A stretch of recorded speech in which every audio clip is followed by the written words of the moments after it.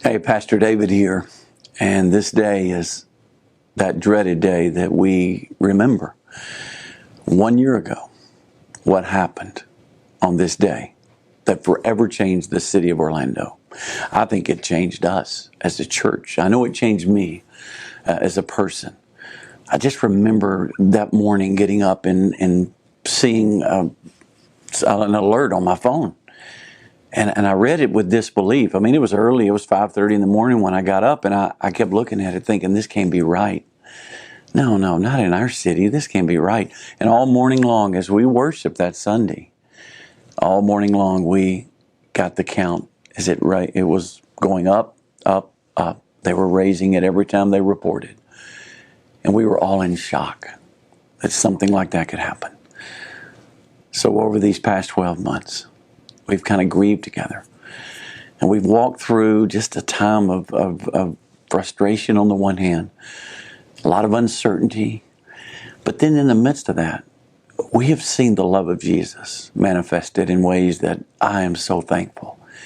And we've seen hope. And we've seen peace, even to those who were there, those who survived it, who were in the club, and they made it out. We've seen them embraced by this church, and we've seen them find hope and encouragement in Christ. And we've also seen an incredible, I think, awakening in the city of love for one another. And as you know, we are calling for just acts of love and acts of service. Now, the mayor has called for this day. I just want to call us to this every day. This is what we do. 365 days a year. We live the gospel. We live like Jesus.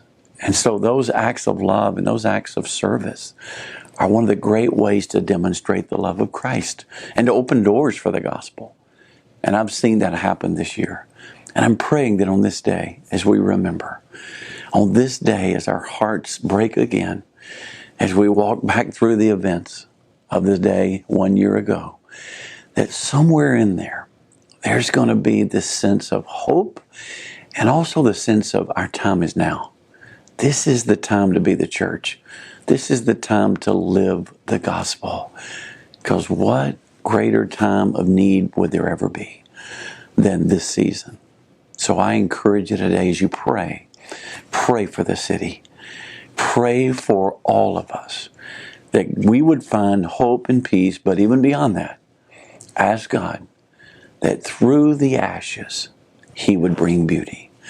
That through the devastation of evil, God will raise up good. And that the gospel will be proclaimed. May the Lord bless you today as you remember the pulse.